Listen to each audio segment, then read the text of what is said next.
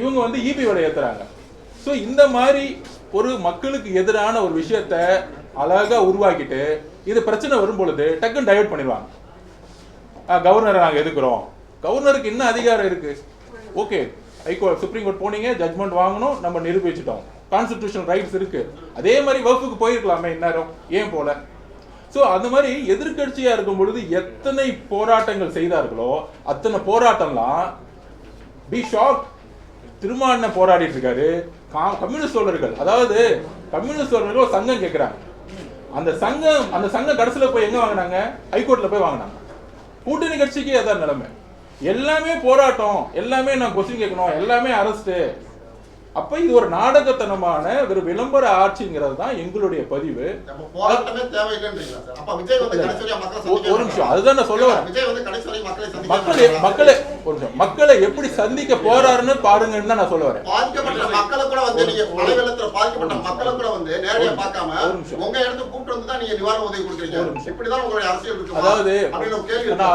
அதாவது ஒன்னே ஒன்று பதிவு பண்ணிக்கிறேன், தமிழக அரசுக்கு பதிவு பண்ணிக்கிறேன், மீடியா நம்பர்களுக்கு பதிவு பண்ணிக்கிறேன். போறது பிரச்சனை கிடையாது. அதுக்கு தான் இப்போ வந்து ஒரு கட்டமைப்பு உருவாகிட்டு இருக்கும். இப்போ கோயம்புத்தூர்ல போனோம், அது கட்சி கிரௌடு கிடையாது. நிறைய பேர் நீங்களா சொல்றீங்க ரோட் ஷோ போறாருன்னு. ரோட் ஷோங்கிற பிளானே முதல் கிடையாது. தயவு செய்து நீங்க வந்து மாத்துங்க. தலைவர்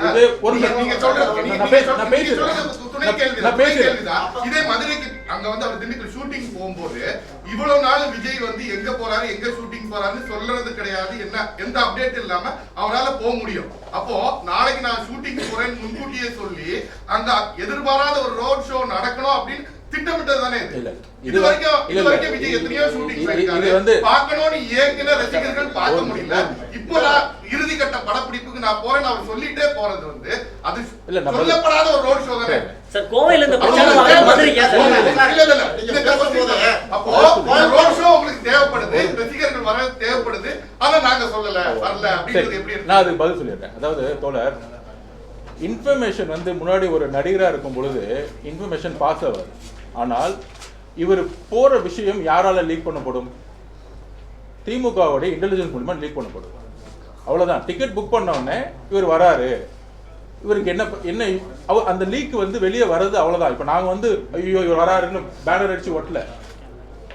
அங்க எங்க வந்து கோயம்புத்தூர்ல வந்து எங்க வந்து பூத் லெவல் மீட்டிங் நடந்துச்சு அப்படிங்கிற ரூட் தெரியும் எல்லாத்துக்கும். அப்போ மக்கள் வந்து யாருமே ஒரு விளம்பரம் போல தாவிக சார்பாக ரோட் ஷோ பண்ண போறாங்க. ஆனால் ஹோட்டலுக்கு வெளியே வரும் பொழுது 20,000-25,000 மக்கள் நிற்கும் பொழுது எந்திரிச்சு நிக்கலன்னா மக்கள் வந்து கோவப்படுறாங்க, பார்க்க முடியலன்னு. அப்ப போலீஸே அங்க சொன்னாங்க, நீங்க எந்திரிச்சு முகத்தை காமிச்சிட்டு போங்க, மக்கள் விலகிடுவாங்க. லோக்கல் எஸ்பியே சொன்னாரு, நீங்க ரோட்ல போகும்போது சார் கொஞ்சம் முகத்தை காமிச்சிட்டு போவாங்க, உங்களை முகத்தை பார்த்துட்டா விலகிடுவாங்க அப்படின்னு. ஸோ அப்ப அந்தந்த காவல்துறை அதிகாரிகளே என்ன செய்யணும்னு தவிக்கிறாங்க. ஏன்னா மக்களுடைய கூட்டம் வந்து இயற்கையா குடும்பமா வருது. நீங்க குடும்பங்களோட கட்சியை விட்டுருங்க. ஒரு பெண்கள்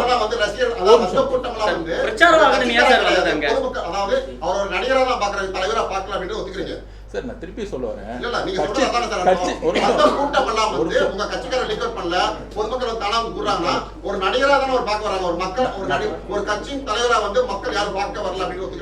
நான் பேசிக்கிறேன். இதேதான் வந்து நீங்க வந்து எம்ஜிஆர் அவர்கள் சொன்னீங்க, நடிகர் வந்தாரு கூட்டம் வந்துச்சுன்னு சொன்னீங்க. என்டிஆர் சொன்னாங்க நடிகர் வராங்க கூட்டம் வந்துச்சுன்னு சொன்னாங்க. இந்த கூட்டம் எதுக்காக வந்துச்சு, அவரை எதுக்காக பார்க்க வந்தாங்கிறது எலெக்ஷன் ரிசல்ட் அன்னைக்கு உங்களுக்கு தெளிவா தெரியும். அது வரைக்கும் நான் ஆர்குமெண்ட் பண்ணிட்டு இதுக்காக பார்க்க வந்தாங்களா அதுக்காக பார்க்க வந்தாங்க. நாங்க வந்து அங்க இருக்கிற கிட்டத்தட்ட லட்சக்கணக்கான மக்கள் ரோட்ல நின்றுந்தாங்க. நான் போய் சர்வே எடுத்து நீங்க எதுக்காக பார்க்க வந்தீங்கன்னு கொஸ்டின் இல்ல. ஒரு வீட்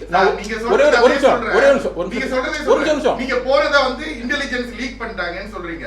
இன்னமும் நான் சொல்லக்கூடாது, போஸ்ட் ப்ரொடக்ஷன்ஸ் வேலை நடந்துட்டு இருக்கு. சென்னையில அவர் எங்க வராரு போறாரு, அந்த ஷூட்டிங் முடிஞ்சு இன்னமும் போயிட்டு இருக்கு. ஏன் அதை வந்து இன்னமும் இன்டெலிஜென்ஸ் பண்ணணும்? அதை மட்டும் பண்ண வேண்டிய அவசியம் என்னவா இருக்கு? அது நீங்க மதுரையில வெளியூர்ல போறாரு, அதை மட்டும் இன்டெலிஜென்ஸ் லீக் பண்ணுது. இப்பவும் விஜய் வந்து தனியா தான் இருக்காரு. நீங்க ஒரு குற்றச்சாட்டை சொல்லும் போது அப்ப எல்லாத்தையும் தானே லீக் பண்ணணும். அதை மட்டும் தனியா லீக் பண்ண வேண்டிய அவசியம் என்னவா இருக்கும்? அது அவங்க கிட்ட தான் கேட்கணும். ஒரு பாதுகாப்பு, நிறைய இடத்துல பாதுகாப்பு கொடுக்கறதே கொஸ்டினா இருக்கு. இங்க வரும் பொழுது கிட்டத்தட்ட நீங்க ரோட்ல கிட்டத்தட்ட 1,00,000 மக்கள் அங்கிருந்து நிற்கும் பொழுது எங்களுக்கு பாதுகாப்பு தான் மிகப்பெரிய பிரச்சனை. அதுக்குதான் இப்ப வந்து டோட்டலா, ஏன்னா மக்கள் பாதுகாப்பு எங்களுக்கு முக்கியம். அதான் நான் லாஸ்ட் டைம் மீட்டிங்லேயே சொன்னேன். நான் ஏர்போர்ட்ல இந்த ஈவெண்ட்டுக்கு அப்புறம் தான் தெரிஞ்சு ஒரு பெண்கள் தன்னுடைய குழந்தைகளை கூட்டிட்டு வந்து நிக்கிறது வந்து கிரௌட் வந்து மொபைலைஸ் பண்ணவே முடியாது. நீங்க அதை நல்லா நீங்க எங்க வேணா வீடியோ எடுத்துக்கோங்க. It's not a crowd, is mobilise crowd. ஒரு சாதாரண ஒரு பெண்மணி குழந்தைய தூக்கிட்டு வந்து குழந்தைய கொடுக்குற அளவுக்கு வராங்கன்னா ஒரு இன்டென்சிட்டிவா அவங்க உள்ள வராங்க, பார்க்கணும், அவரோட பார்க்கணும், பேசணும்னு ஓடி வராங்க. ஸோ அப்போ அதுக்கான செக்யூரிட்டி சிஸ்டத்தை உருவாக்குறதுக்கு தமிழக அரசோட காவல்துறையோட பேசிகிட்டு இருக்கோம், அதுக்கான செக்யூரிட்டி சிஸ்டம் உருவாக்கிட்டு இருக்கோம், ஒய்பிரியோட பேசிகிட்டு இருக்கோம். ஸோ இதுதான் ரீசனை தவிர அவருடைய மக்கள் சந்திப்பு ஒரு இது வரைக்கும் எப்படி இருக்குங்கிறத நீங்க கூடிய விரைவில் பார்ப்பீங்க. அது உண்மையாக இருக்கும், நேர்மையாக இருக்கும். அது ஆல்ரெடி மக்களோட செஞ்சுட்டு தான் இருக்கிறாரு. ஒரு கட்சியின் தலைவரா செய்தியாளர் சந்திப்பு எப்போ நடத்தப்படுது சார்? தேவைப்படும் பொழுது அந்த ஏர்போர்ட்ல மதுரை வரதுக்கு முன்னாடி அந்த ஏர்போர்ட் தேவைப்படும் பொழுது பிரஸ் வந்து அவரே சந்தித்தாரு. கேள்விக்கு பதில் சொல்லல சார். அதாவது எனக்கு ஒண்ணுமே புரியல. இப்பதான் 2 வருஷமா கட்சி ஆரம்பிச்சு மக்களுக்கு நல்லது செய்யணும், சினிமாவை வந்து ஒரு மிகப்பெரிய சாலரியை விட்டுட்டு வந்துட்டு ஒரு நேர்மையா செய்யணும், பவுஃபுல்ல இருந்து எல்லாம் செய்யும்போது இவருக்கு என்ன கொஸ்டின் கேட்கலாம் அப்படின்னு நினைக்கும்போது மாண்புமிகு முதலமைச்சர் அவர்களையோ இல்ல எல்லா அமைச்சர்களை பார்த்து ஏன் ஒவ்வொரு டிபார்ட்மெண்ட்லயும் நீங்க வந்து மந்த்லி ரிவ்யூ பண்ண மாட்டேங்கிறீங்க, வெளிப்படைத்தன்மையான அரசை வந்து ஏன் உருவாக்க மாட்டேங்கிறீங்க அப்படிலாம் கேட்கறது இல்லை. ஊட்டியில கொஸ்டின் கேட்கறாங்க முதலமைச்சரை பார்த்து, சார் இந்த கிளைமேட் எப்படி சார் இருக்கு? என்ன அழகான கொஸ்டின். ரைடு போயிட்டு இருக்கு, பவுஃபு பிரச்சனை இருக்கு, வடகாடுல மக்கள் மண்டை உடஞ்சி ஒவ்வொருத்தரும் ஹாஸ்பிட்டல் அட்மிட் ஆகிட்டு இருக்கான். அங்க எஸ்பி ஸ்டேட்மெண்ட் கொடுத்து ஹைகோர்ட்ல வந்து அங்க ஹைகோர்ட் வந்து கண்டெம் பண்ணிட்டு இருக்கு கவர்மெண்ட்ல ஒயிட் காலர்னு சொல்லிட்டு கலெக்டரை திட்டிட்டு இருக்காங்க. ஆனா அவங்க மீடியா நண்பர்கள் என்ன சொல்றாங்க, சார் ஊட்டி கிளைமேட் எப்படி சார் இருக்கு? அப்புறம் இன்னும் நிறைய திட்டங்கள் கொண்டு வருவீங்களா சார்? என்ன திட்டம், ஏது திட்டம், அதெல்லாம் கிடையாது. நிறைய திட்டங்கள், அவரும் நிறைய திட்டங்கள் நாங்கள் கொண்டு வருவோம். அடுத்தது சார் நெக்ஸ்ட் விசிட் எப்படி சார் வருவீங்க ஊட்டிக்கு? உடனே அவரும் கூடி சீக்கிரத்தில் வருவேன். என்ன ஒரு ப்ரெஸ் கான்ஃபரன்ஸ் நீங்கள் நடத்துறீங்க? ஆனால் வரத்துக்கு முன்னாடி எங்களை பார்த்து இவ்வளோ கொஸ்டின்ஸ், என்ன பண்ண போறீங்க, என்ன செய்ய போறீங்க, எப்போ மீடியா பண்ணுறேன் தோழர், நல்லது செய்ய வரோம்.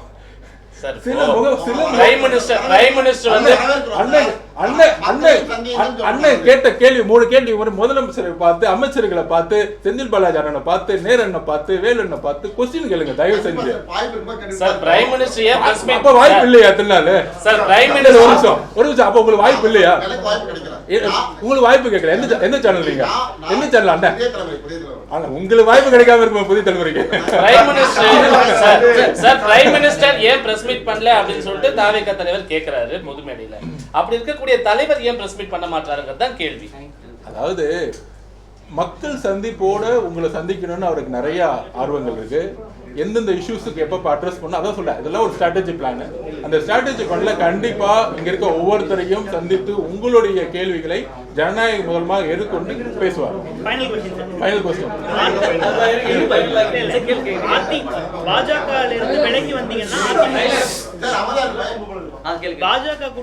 உங்களுக்கு முதலமைச்சர்கிட்ட அப்பாயின்மெண்ட் நானே ஃபிக்ஸ் பண்ணிருக்கேன். பாஜக கூட்டணியிலிருந்து அதிமுக வெளிவந்தா அவங்களோட கூட்டணி வைக்க தயாரா இருக்குன்ற இன்டைரக்ட் மெசேஜ் எல்லா இடத்துலயும் சொல்லுங்க. பாஜக கூட்டணியிலிருந்து அதிமுக விலகி வந்தா அவங்களோட நம்ம கூட்டணி வைக்க தயாரா இருக்குன்ற இன்டைரக்ட் மெசேஜ் கொடுத்துட்டே நீங்க நிறைய சினிமா எடுக்கலாம் நினைக்கிறேன். ஹைபோதெட்டிக்கல் क्वेश्चன்லாம் கேக்குறீங்க. சார் தனித்து தான் போடியா சார்? இப்போ சார் சோஷியல் தனிதா கூட்டணியா சார்? திருப்பி நாங்க திருப்பி சொல்றோம், மக்களுடைய சந்திப்பு, பிரச்சார உருவாக்கம் கூடிய வரையில் தலைவரும் கட்சியும் வந்து நம்ம அனௌன்ஸ் பண்ண பிறகு தமிழகம் முழுவதும் மக்களுடைய சந்திப்பு அவரோட இருக்கும் பொழுது தாவேகாவுடைய மக்களுடைய செல்வாக்கும், அதாவது இன்னைக்கு இங்க இருக்க 100 பேர்ல உங்க மனசாட்சி தொட்டு சொல்லுங்க, திமுக அதிமுக எல்லாத்தையும் விட்டுருங்க, மாற்றம் ஒண்ணு வேணும்னு நீங்க நினைப்பீங்க. லேட்டஸ்ட் சர்வே நாங்க எடுத்தோம், மாற்றம் வேணும்னு நினைப்பீங்க. சார் 70 வருஷமா ஒரே கட்சி, எப்படி பக்தாச்சலத்தையும் அன்னைக்கு இருந்த கருணாநிதி சார் அவர்களையும் தூக்கி போட்டு புதுசா ஒண்ணு வேணும்னு எதிர்பார்த்தாங்களோ எல்லாருக்குமே சார் ஒரு மாற்றம் வேண்டும். அந்த மாற்றத்துல தாவேகா எப்படி ஃபிட் ஆக போகுதுங்கிறதா அடுத்த உங்களுக்கான ஒரு கொஸ்டினா இருக்கும். அந்த மாற்றத்துல தமிழக வெற்றி கழகமும் தலைவர் விஜய் அவர்களும் கரெக்டா ஃபிக்ஸ் ஆவாரு. அதுக்கான பயண திட்டங்கள் உருவாகும். அதுதான் தனியா வருவாரா கூட்டணியோட வருவாரான்னு கேக்குறோம். அதுதான் சொல்லுவாரு. தனியா வருவீங்களா கூட்டணியோட வருவீங்களா சார்? இதெல்லாம் வந்து நீங்க டிசம்பர் மாசத்துக்கு அப்புறம் பாருங்க. சார் கடைசி கேள்வி, தனியா களம் காண்கிற பட்சத்துல திமுக வெற்றி பெறும்ங்கிற சூழல் தான் இருக்கு. தாவேகா திமுக வெற்றி பெறுவதை விரும்புகிறதா? ரிசல்ட் அன்னைக்கு உங்க பேரை கூப்பிடுறேன். என்னன்னு தெரியும். சரி சார், சரி கூப்பிடுறோம். இல்ல வச்சுறேன், நெக்ஸ்ட் வீக் வச்சுறேன். ரொம்ப நன்றி.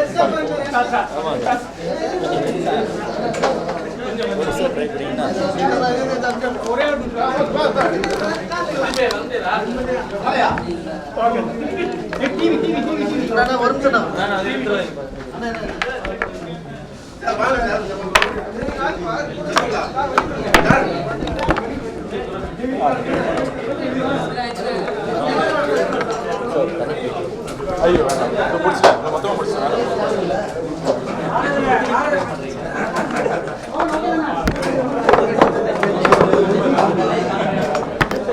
டக்குன்னு விஷயம் வாங்கி போடலாம்.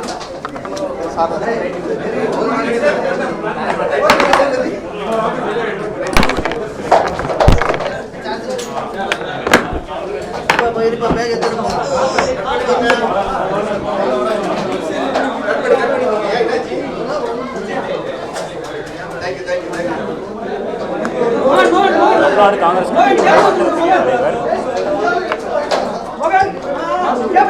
மெயினாக இப்போ வந்து மெயினாக ஒரு பதிவு கொடுத்துருக்காங்க.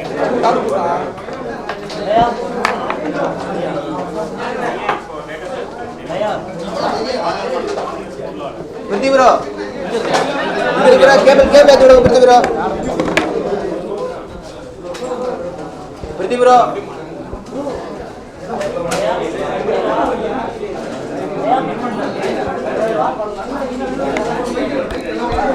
கேபிள் ப்ரோ அந்த கேபிள் மட்டும் எடுத்து விடுங்க. சரண் ப்ரோ சரண் ப்ரோ கேபிள் கேபிள் எடுத்து விடுங்க.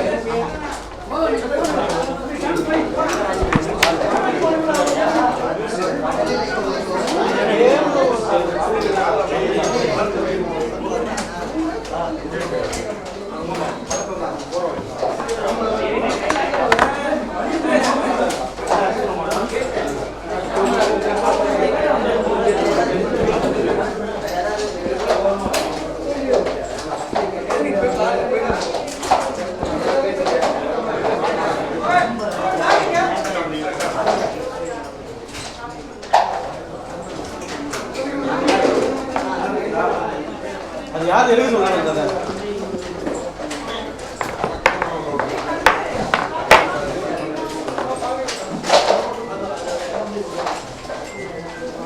அது யாரு ப்ரோ கேமரா? அது கொஞ்சம் எழுதி சொல்லுங்க, ஓரம் எடுத்து வைங்க.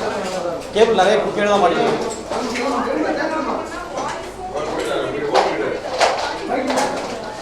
ஏகப்பட்ட கேபிள் கீழே தான் இருக்குது, அதான் எழுதுறேன்.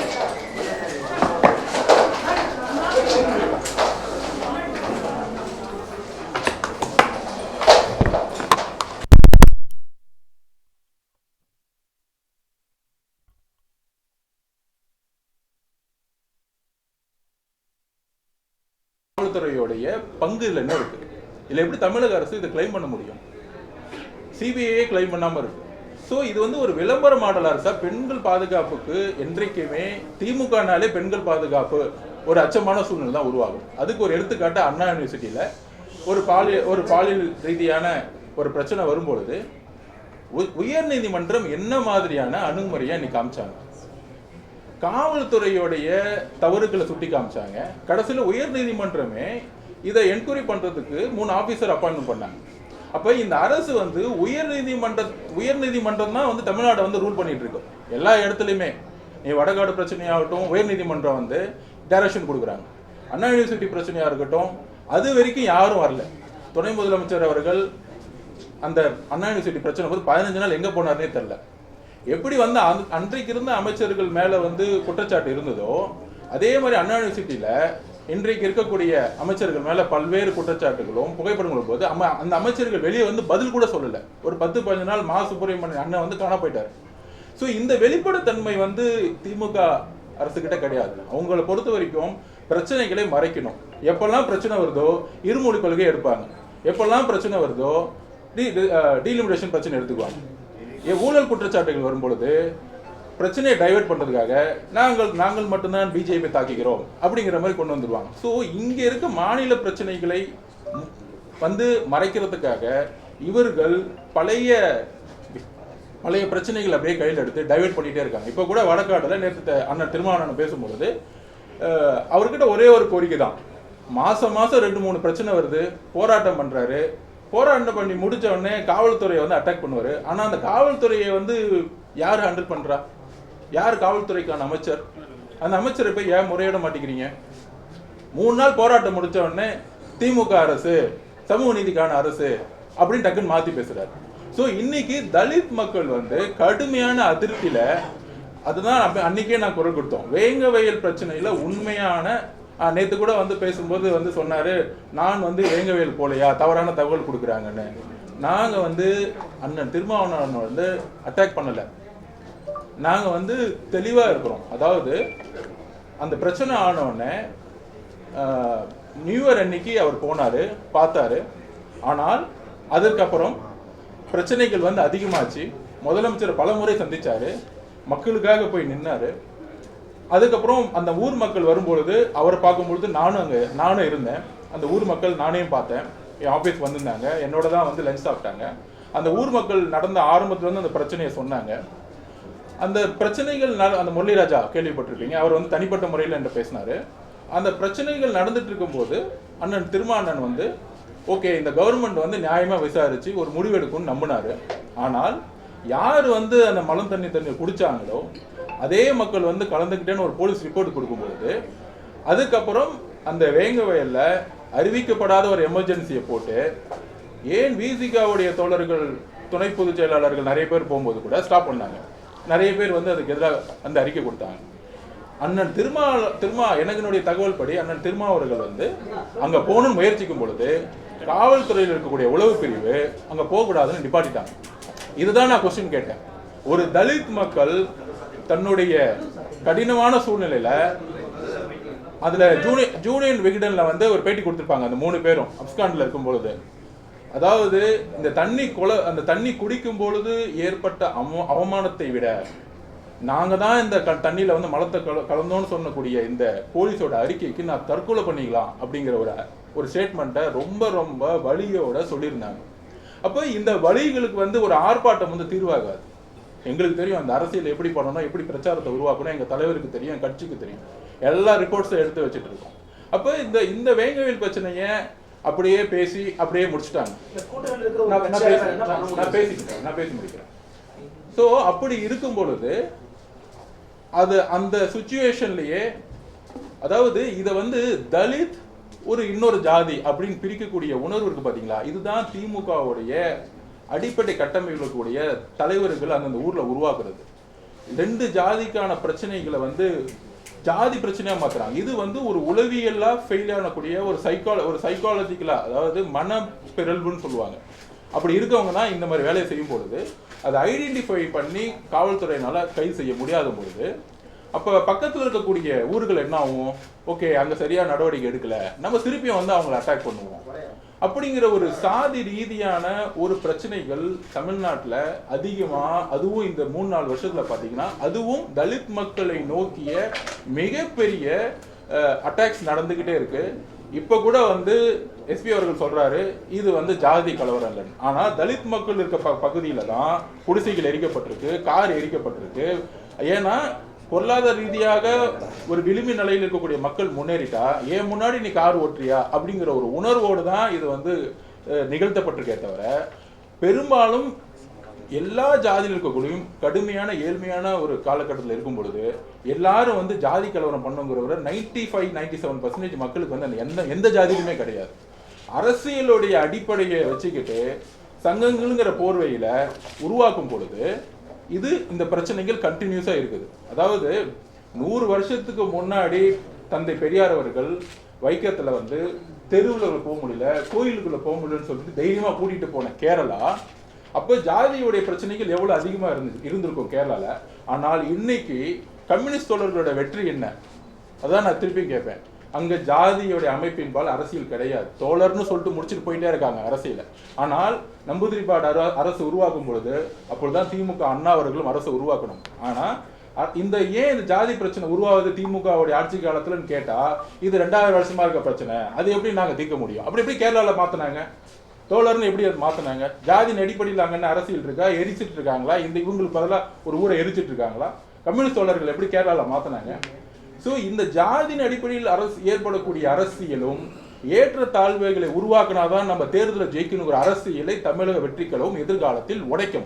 ஒரு நிமிஷம் இதுக்கான சொல்யூஷன் என்னன்னா, அண்ணன் கேட்டாரு என்ன பண்ண முடியும் அப்படின்னு கேட்டாரு. அண்ணன் அதான் கேட்கிறேன். அண்ணன் திருமாவளவன் வந்து என்ன பண்ண முடியும் நான் சொல்ல வரல, அவருடைய வேலையை அவர் செய்யறார். ஆனால் மீண்டும் மீண்டும் திமுக சமூக நீதிக்கான அரசு அப்படின்னு வந்து குரல் கொடுக்கறதை இன்றையில இருந்து நிப்பாட்டணும். இப்படி ஒரு எஸ்பி வந்து ஜாதி கலவரம் இல்லைன்னு சொல்லும் பொழுது அந்த எஸ்பியை நிர்வகிக்கக்கூடிய ஹோம் மினிஸ்டர், ஹோம் செக்ரட்டரியை பார்த்து கொஸ்டின் கேட்கணும். இது எஸ்பியோட முடிக்க கூடாது. அப்படி எஸ்பி தவறான ஒரு தகவல் சொல்லும் போது எஸ்பியை வந்து நீங்க வந்து ஒரு ஆளை நீங்க வந்து சஸ்பெண்ட் பண்ணாதான் அடுத்த ஒரு எஸ்பி வந்து நியூட்ரலா செயல்பட முடியும். நியூட்ரலா செயல்படக்கூடிய அந்த காவல்துறை இருக்கும் பொழுது ஜாதி கலவரங்கள் உருவாகுதுன்னா அதை நிறுவக்கூடிய பொலிட்டிக்கல் வில், அரசியலுடைய தத்துவத்தை தான் நம்ம கொஸ்டின் கேட்கிறோம். இது வந்து ஒரு இண்டிவிஜுவலா நம்ம பத்தி பேசல. அந்த அரசியல் தத்துவம் பிறழும் பொழுதுதான் இந்த பிரச்சனை வருது. அந்த அரசியல் நேர்மை பிறழும் போதுதான் இந்த பிரச்சனை வருது.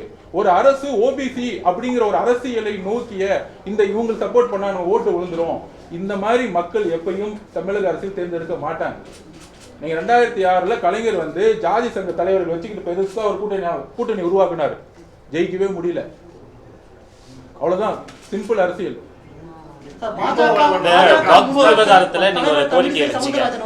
அதுக்கு நான் ஒரே சொல்யூஷன் சொல்லிடுறேன்.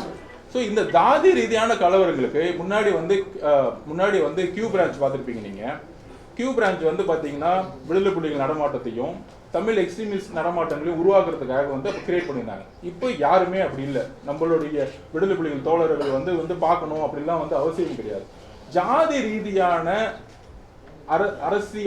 அரசியலை உருவாக்கி கலவரத்தை உருவாக்கி அங்க செய்யக்கூடிய கலவரத்தை நிப்பாட்டணும்னா உளவுத்துறை இந்த ஜாதி ரீதியான எக்ஸ்ட்ரீமா இருக்க மக்களை வந்து உளவு பார்த்து பிரச்சனைகள் ஆரம்பிக்கும் பொழுதே, ஒரு கோயில பிரச்சனை வந்துச்சுன்னா அது கலவரம் இல்லாம ஆரம்பிக்கும் பொழுதே தடுத்து நிப்பாட்டுங்கிறது எங்களுடைய கோரிக்கை. நீங்க ஒரு கோரிக்கையை தமிழக அரசு இந்த கோரிக்கை இந்த வக்ஃபு விவகாரத்துல நீங்க கோரிக்கை வச்சிருக்கீங்க இல்ல, வக்ஃபு மட்டும் வக்ஃபு விவகாரத்துல கோரிக்கை வச்சிருந்தீங்க தமிழ்நாடு அரசுக்கு. இஸ்லாமியர் நலனுக்காக நீங்க ஏன் முதலமைச்சரை நேரடியா சந்தித்து இந்த கோரிக்கையை முன்வைக்க கூடாது? அதான் சொல்ல, அனைத்து கட்சி கூட்டிட்டா நம்மளுடைய பதிவு எல்லாமே ஒன்னா பண்ணலாம். தனித்தனியா பாக்குறதோட இப்போ ஒரு ரீசெண்டா வந்து அனைத்து கட்சி கூட்டத்தை கூட்டினாங்க ஆக்சுவலா. அதே மாதிரி இது ஒரு மிகப்பெரிய பிரச்சனை, அரசியலமைப்புக்கான சேலஞ்சுக்கான பிரச்சனை. தமிழக வெற்றி கழகம் கிடையாது, எல்லா ரிஜிஸ்டர்ஸ் பார்ட்டியுமே கூப்பிட்டு நம்மளுடைய விளக்கத்தை சொல்றதுக்கு ரெடியா இருக்கும். அதுதான் வந்து ஒரு சொல்யூஷனா இருக்கும். சார், பாஜக கூட்டணி இல்லைன்னு சொல்லியாச்சு, ஆனா அதிமுக பாஜக கூட்டணியில் அங்கம் பெற மாட்டோம்னு சொல்லவே மாட்டீங்களே. அதான் அதே மாதிரி தமிழிசை சவுந்தரராஜன் வந்து இந்த கருத்தை விஜய் சொன்னாரா? தாவேகா தலைவர் வந்து விஜய் தான், அவர் சொல்லவே இல்லை, அவர் சொல்றது மட்டும் தான் கருத்து, மிச்சா சொல்றது கருத்துன்னு சொல்லிட்டு பிரஸ் மீட்ல சொல்லியிருக்காங்க. இப்போதைக்கு அது அதிமுக பாஜக கூட்டணியில இது பண்றதுக்கு பேச்சுவார்த்தை நடந்துகிட்டு இருக்கா இல்ல என்ன இருக்கு, என்ன? அதாவது எங்களுடைய துணை பொதுச் செயலர் நிர்மல்குமார் அவர்கள் சொல்றதும் சரி, அவர் கொடுத்த ஸ்டேட்மெண்ட் சரி, இல்ல நான் பேசுறதும் சரி, ஒரு டீட்டெயில் டிஸ்கஷன்ஸும் ஆர்குமெண்ட்டும் தலைவரோட நடந்து எல்லாரும் ஒரு தலைவருடைய வழிகாட்டல என்ன முடிவு எடுக்கிறோமோ அதுதான் வந்து இங்க பேச போறோம். அதனால வந்து நிர்மல்குமார் அவர்கள் சொன்னதை வந்து அப்படியே நான் வழிமொழிகிறேன். நீங்க சொல்ற மாதிரி அதிமுக வந்து நீங்க வந்து பேச்சுவார்த்தை பண்றீங்களா அப்படின்னா, தலைவர் வந்து மாநாட்டில் முதல் முறையா அவருடைய ஸ்பீச்சை நீங்க நல்லா பாருங்க. அரசியல் எதிரி திமுகவையும் கொள்கை எதிரி பிஜேபி கூடயும் நாங்கள் எப்பொழுதும் கூட்டணி இல்லை என்பதை எப்படி மாநாட்டில் வந்து உறக்க பதிவு பண்ணாரோ அதே பதிவோடு தான் அவருடைய மைண்ட் செட்டும் அவருடைய நிலைப்பாடும் இன்னைக்கும் இருந்துகிட்டு இருக்கு. ஸோ அதனால வந்து எல்லாரும் கேட்குறாங்க அதிமுகவை எதிர்க்கிறது இல்லை அப்படின்னு. ஒரு எதிர்கட்சியை போய் எதுக்கு எதிர்க்கணும் அதுதான் புரியல. முன்னாள் ஆளுங்கட்சி தான் சார். இல்ல பல பிழைகள் எல்லா விஷயத்தையும் அதிமுகவை தாவேகா எதிர்க்கிறதே இல்ல. இது கூட்டணிக்கான அஸ்திவாரமா? அப்ப ஒரு நிமிஷம், அதிமுக பிஜேபியோட சேர்ந்த உடனே அடுத்த நாள் ஸ்டேட்மெண்ட் வந்துருச்சு, அதிமுக பிஜேபியோட சேர்ந்தது தவறு அப்படின்னு ரொம்ப தெளிவா ரெண்டு பேஜ் ஸ்டேட்மெண்ட் வந்து உங்களுக்கு வந்துருச்சு. அதுக்கு மேல என்ன எங்களோட நிலைப்பாடை நாங்க சொல்லிட்டோம். அதுக்கு மேல வந்து என்ன பண்ணணும், அவங்க வந்து பவர்ல கிடையாது. மக்கள் ஆல்ரெடி அவங்களுக்கு வந்து ஒரு பனிஷ்மெண்ட்ஸ் கொடுத்து அவங்களுக்கு வந்து ஆல்ரெடி வந்து பல தேர்தல்களில் தோல்வி விட்டுருக்காங்க. ரீசெண்டாக நடந்த 2024 தோல்வி விட்டுருக்காங்க. ஸோ எல்லா தேர்தலிலும் தோல்வியுற்ற ஒரு கட்சியை எதுக்கு நாங்கள் வந்து எதுக்காக என்ன ரீசன்? அதுதான் சொல்றோம்ல, ஒரு ஆப்போசிஷன் பார்ட்டியை எதிர்க்கக்கூடிய ஸ்ட்ராட்டஜி என்னவா இருக்க முடியும்? தலைவர் மாநாட்டுல மக்கள் வந்து திமுக ஜெயிக்க வச்சிருக்காங்க நீங்க சொல்லிட்டீங்க. அப்போ அந்த ஆட்சி கிளீனான ஆட்சி தானே? 2021 ஜெயிக்க வச்சாங்க. இந்த 4 வருஷம் என்ன நடந்துச்சு? அதுக்கு நான் சிறந்த உதாரணம் சொல்லிடுறேன். இந்த 4 வருஷமா தலித் மக்கள் இந்த 50 வருஷத்துல பாதிக்கப்படுறதால அதிகமா பாதிக்கப்பட்டிருக்கு. நேற்று போன வாரம் நடந்த வடகாடு பிரச்சனையா இருக்கட்டும், வேங்கவேல் பிரச்சனையா இருக்கட்டும், அதை தொட்டு பல்வேறு இடத்துல கோயிலுக்குள்ள போக முடியாத பிரச்சனை. வைக்கத்துக்கு போய் தொடங்கி வைக்கிறார் மாண்புமிகு முதலமைச்சர். ஆனா இங்க இருக்க கோயில் எல்லாம் போய் உள்ள போனதுல பூட்டி வைக்கிறாங்க. அந்த ரிப்போர்ட்ஸ் போதா இல்லையான்னு தெரியல. பிபிசியோடைய அறிக்கையை வெளியிட்டு இருந்தாங்க. எத்தனை கோயில்ல தமிழக அரசு ரெவன்யூ டிபார்ட்மெண்ட் மூலமா கோயிலை பூட்டி வைக்கிறாங்க. அதாவது ஒண்ணு புரியல. எல்லாரும் சமம்னு சொல்லும் பொழுது ஒரு கோயிலுக்குள்ள ஒரு 50-100 பேர் போகக்கூடாதுன்னு சொல்லும் போது காவல்துறை அவங்க மேல நடவடிக்கை எடுக்கிறதுக்கு ஏன் தயங்குது? அப்பதான் இங்க சாதியின் அடிப்படையில் செயல்படக்கூடிய அரசியலா இது இருக்கு. ஸோ ஆனால் மக்கள் சாதியின் அடிப்படையில் ஒரு தலைவனை தேர்ந்தெடுப்பது கிடையாது. அது 2026 மாறும். அதே போல விவசாயிகளுடைய பிரச்சனை இன்னைக்கும் திருவண்ணாமலையில சிப்காட்ல போராடிட்டு இருக்காங்க. 500 நாட்கள் மேல திரு அருள் அவர்களை அரெஸ்ட் பண்ணாங்க, குண்டாஸ் போட்டாங்க. இது மாதிரி பல்வேறு பிரச்சனைகள். டாஸ்மார்க் 50,000 கோடி ரூபாய் சேல்ஸ் போதாச்சு. டாஸ்மார்க்ல 50,000 கோடி ரூபாய் சேல்ஸ் ஆகி மக்கள் பாதிப்பாயிருக்கும் பொழுது ஆனா அதுல ஒரு பெரிய ஊழல் நடந்துகிட்டு இருக்கு. இன்னைக்கு ரைட் ஆகி இன்னைக்கு அதோட நிர்வாக இயக்குனர் இன்னைக்கு அண்டர் தி என்கொயரியில இருக்காரு.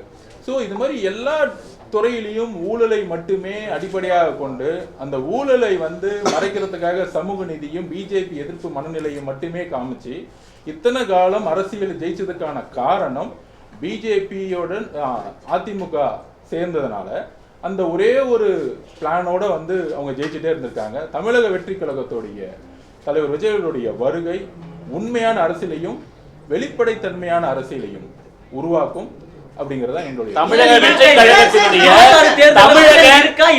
வெற்றி கழகத்துடைய கொள்கை முடிவை தலைவர் மாநாட்டில் அறிவிச்சிட்டான்னு சொல்றீங்க. அதே போன்று ஒரு பூத் கமிட்டி மாநாடு கடைசியா நடந்தது. அதுல சமரசம் என்ற பேச்சுக்கு இடமில்லை. ஆனா மக்களுக்கு நல்லதுன்னா நாங்க எந்த முடிவையும் துணிஞ்சு எடுப்போம் அப்படின்னு சொல்றதுக்கான அர்த்தம் என்ன சார்? மக்களுக்கு ஒரு முடிவு என்னன்னா அதுக்கான பிரச்சாரத்தை உருவாக்குவோம். என்ன பிரச்சாரத்தை உருவாக்குறன்னு நீங்க அடுத்த 3-4 மாசத்துல பார்க்க பாஜக அதிமுகவுடைய கூட்டணி கிடையாது இல்லைங்களா? அது அந்த அர்த்தத்துல சொல்லவே இல்லை. அது நீங்களே ஒரு அர்த்தத்தை தலித் மக்களுக்கான போராட்டத்தை 3 நாள் நடத்துறாரு. பிறகு சமூக நீதி கட்சியினை திரும்ப சொல்றாரு சொல்றீங்க. தலித் மக்களுக்கான போராட்டம் கண் துடைப்புக்காக நடத்துறாருன்னு நினைக்கிறீங்களா? திருமாவளவன் இல்ல, நான் அண்ணன் திருமாவளவன் கண் துடைப்பு நான் சொல்லவே மாட்டேன். கிட்டத்தட்ட 40 வருஷங்களாக தன்னுடைய வாழ்க்கையை இந்த மக்களுக்காக அவர் கொடுத்துட்டு இருக்காரு. ஆனால் எப்படி 2000-2010 அடங்கமறு திமிரு எழுங்கிற அந்த அண்ணன், நான் காலேஜ் காலத்துல எப்பவுமே சொல்லுவேன், நான் காலேஜ் படிக்கும் போது 2004-2005 ரோட்ல இருந்து அண்ணனை பார்த்து அவருடைய பேச்சுக்களை கேட்டு வளர்ந்தவன். அந்த திருமாவளவனை திருப்பியும் பார்க்கணும்னு நாங்க நினைக்கிறோம். நான் பர்சனலா நினைக்கிறேன் அப்படி ஒரு பேசணும் அப்படின்னு நினைக்கிறேன் நான். ஏன்னா ஒவ்வொரு மாசமும் ஒவ்வொரு பிரச்சனை வரும்பொழுது ஆர்ப்பாட்டம் பண்ணி இன்னும் இன்கேஸ் பார்த்து இந்த ஆர்ப்பாட்டத்துக்கு தமிழக அரசு பர்மிஷன் கொடுக்கவே இல்லை. அதாவது ஒரு வன்னியர் சங்க மாநாட்டுக்கு மிகப்பெரிய அளவில் பர்மிஷன் கொடுத்து தமிழக அரசு பண்ணும் பொழுது ஒரு தலித் மக்கள் பாதுகாப்பு பண்ணும் பொழுது ஏன் அது மறுக்குது? எல்லாரையும் சமமா பார்க்கணுமே. அந்த சமமான பார்க்கக்கூடிய அரசு இல்லைங்கிறது தான் என்னோட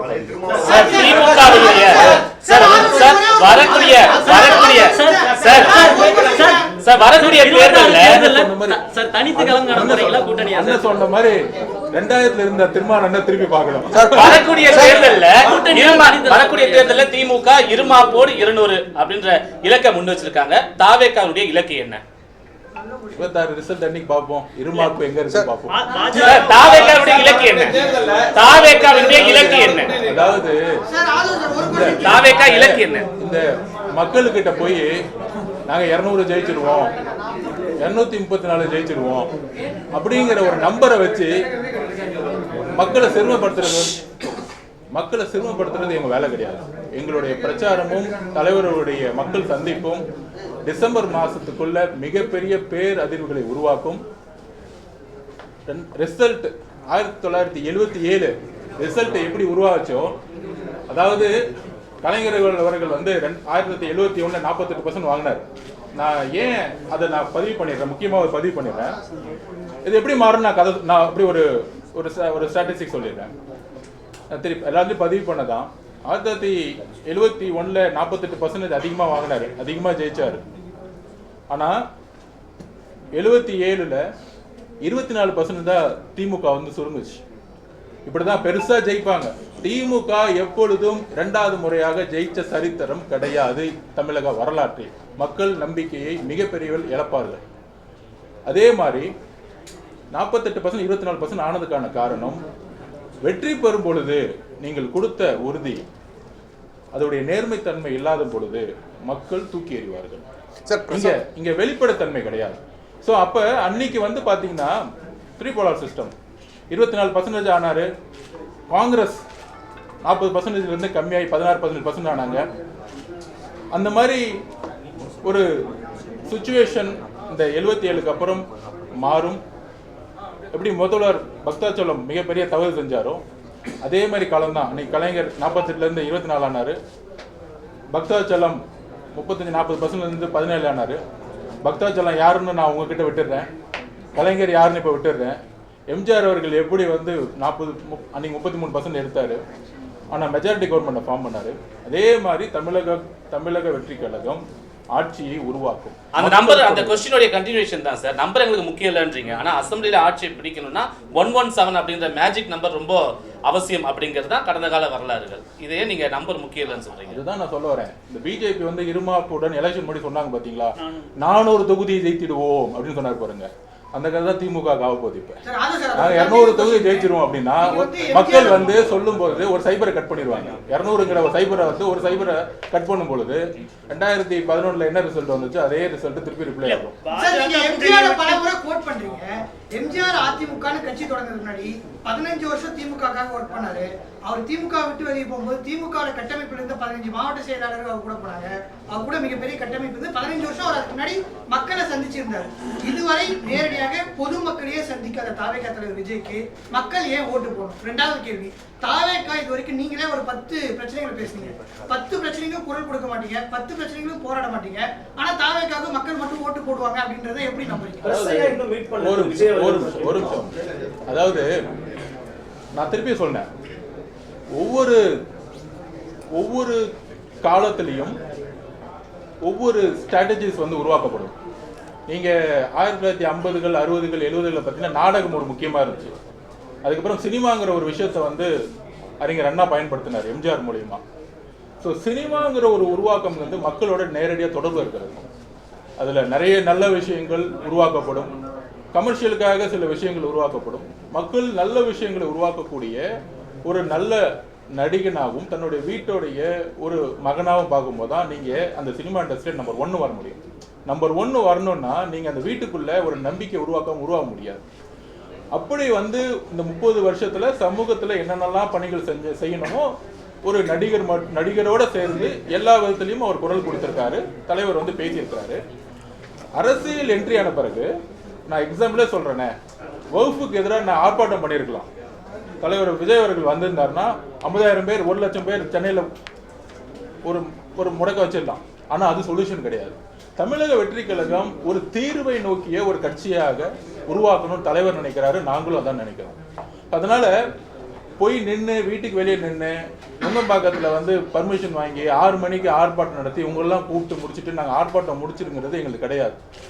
அவங்க சொன்னாங்களே, அதாவது எங்களுடைய ஆன்லைன் ஆஃப்லைன் மீடியாஸ் இருக்கும். ஒரு தகவலை பதிவு பண்ணும் பொழுது சோசியல் மீடியா மூலியமாக இன்னைக்கு எல்லா மக்களுக்கும் பிரச்சாரத்தை உருவாக்கிட்டு இருக்கும். ஒரு பிரச்சனை இன்னைக்கு எங்க விவாதம் வருது, மீடியாக்கள் மூலமா உருவாவதோட இன்னைக்கு ஒரு மக்கள் தன்னுடைய பதிவை தன்னுடைய மொபைல் மூலயமா ட்விட்டர்லேயோ யூடியூப்லேயோ தன்னோட பதிவை பண்ணும் பொழுது இந்த பிரச்சாரத்தை நாங்கள் கடுமையாக ஒரு வகுப்பை நாங்கள் வந்து கேம்பெயின் ஸ்டார்ட் பண்ணுறோம். நாளையிலிருந்து தமிழக அரசு ஃபைல் பண்ணுவோம்ல. அப்போ நாங்கள் மக்கள்கிட்ட விழிப்புணர்ச்சியை ஏற்படுத்துறது தான் வந்து ஒரு கட்சியோடைய ஆர்ப்பாட்டத்தோடைய வலிமை. ஸோ அந்த காலத்தில் எப்படி வந்து சினிமா யூஸ் பண்ணாங்களோ இந்த காலத்தில் மக்களுடைய சமூக வலைத்தளங்கள் மூலயமா எங்களுடைய போராட்டத்தை எங்களுடைய கட்சி தலைவருடைய அறிக்கை மூலமாகவும் அவருடைய பேச்சுக்கள் மூலியமாகவும் நாங்கள் வந்து கொண்டு போய் சேர்த்து அது ஒரு விவாத பொருளாகும் பொழுது நீங்களே அதை எடுத்து ஒரு டிபேட்டாக மாற்றும் பொழுது அது அரசுக்கு ஒரு அழுத்தம் வருது.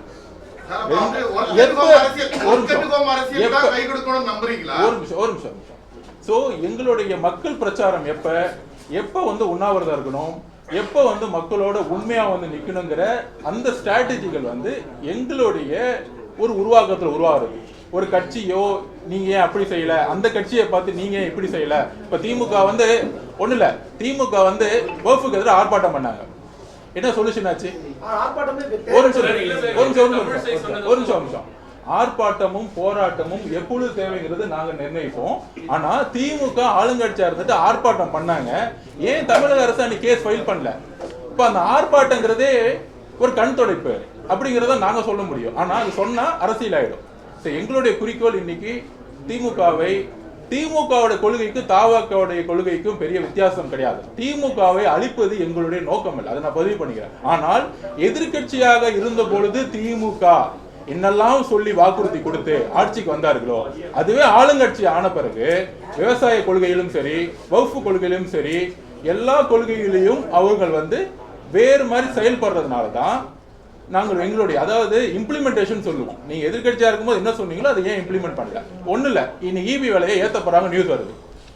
8 வருஷமா 21 முன்னாடி 8 வருஷத்துக்கு மேல ஏத்தாம மெதுவா வச்சிருந்தாங்க. ஆனா இவங்க வருஷம் வருஷம் ஏத்திக்கிட்டே இருக்கிறாங்க. கேட்டா மத்திய அரசு சொல்லிருச்சு அப்படின்னு சொல்றாங்க. இதே எடப்பாடி பழனிசாமி அவர்கள் இந்த மத்திய அரசு சொன்னாங்க, ஒன்றிய அரசு சொன்னாங்க, அதனால நாங்க செய்யறோம்னு சொல்லும் பொழுது அப்போ ஒன்றிய அரசுடைய அடிமையா அப்படின்னு அவரை பார்த்து கேட்ட ஒரு திமுக இன்னைக்கு அதே மாதிரி கிட்டத்தட்ட இண்டஸ்ட்ரி ரன் பண்றவங்க இன்னைக்கு ரன் பண்ணவே முடியல. தொழிலதிபர்கள் எல்லாருமே கோயம்புத்தூர் பக்கம் சிறு குறு வியாபாரிகள் எல்லாருமே 35-36% ஈபி விலை ஏத்ததுனால அங்க ஜிஎஸ்டி விலை ஏத்துனாங்க. அவங்க ஒரு குரலை நசுக்கிறாங்க. இவங்க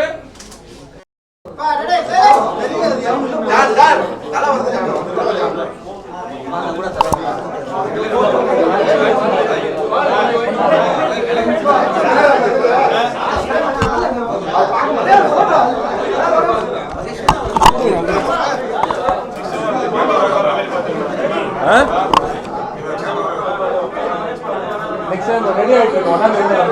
ஒரு நாள் மட்டும் அட்ஜஸ்ட் பண்ணுங்க.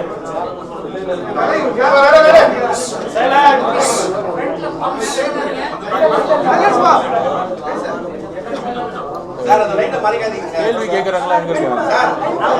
இல்ல நீங்க ஆரம்பிச்சிட்டீங்களா? क्वेश्चन கேட்பாங்க. இல்ல வெளிய நிறைய பேர் கேட்கறாங்க. வெளிய நிறைய பேர் இருக்காங்க. நிறைய இருப்பா. இங்கிலீஷ்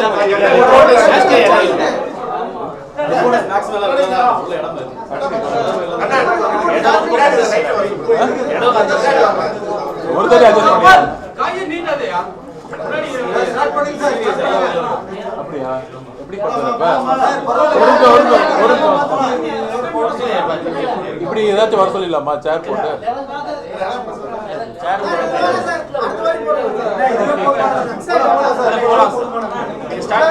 சீனியர்ஸ் யார் இருக்கா?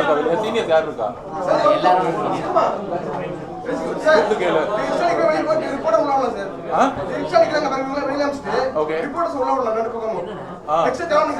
ரிப்போர்ட்டர்ஸ் இல்லாதவங்க கொஞ்சம் வெளியே போயிட்டா ரிப்போர்ட்டர்ஸ் இல்லாதவங்க வெளியே போயிட்டு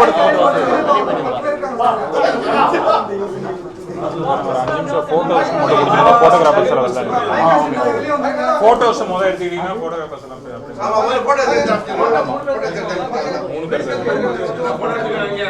சரி. இங்க ரிப்போர்ட்டர்ஸ் இல்லாதவங்க அப்படியே கொஞ்சம் வெளியே போயிட்டு அவங்க மட்டும் வருவீங்க. அப்ப அந்த ஆளு டெக்னீஷியன்ஸ் இருந்தீங்கன்னா சரி போயிடலாம். ஸ்டார்ட் பண்ணலாம் சார். நெக்ஸ்ட் டைம் பாருங்க. சரி ஸ்டார்ட் பண்ணலாம். போயிடலாம் சார். Right sir.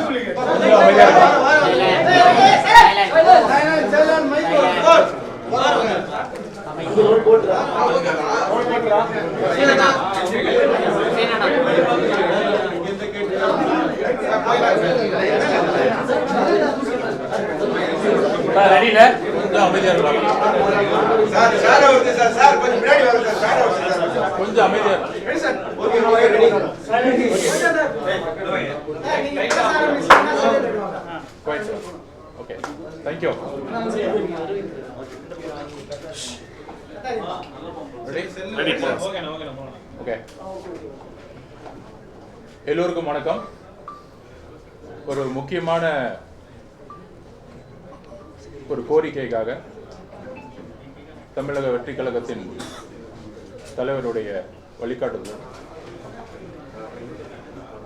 இந்த சந்திப்பு நிகழ்ந்து கொண்டிருக்கிறது. அந்த முக்கியமான கோரிக்கை என்னன்னா, தமிழக அரசுக்கு 2005 ராஜேந்திர சச்சார் கமிட்டி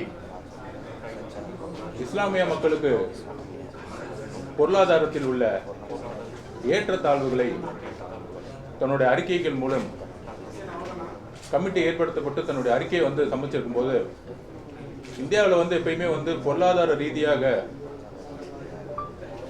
வலிமை இல்லாம இஸ்லாமிய தோழர்களும் கிறிஸ்துவ மக்களும் பெண்கள் மற்றும் தலித் மக்களுக்கு வந்து எப்பயுமே வந்து ஒரு பொருளாதார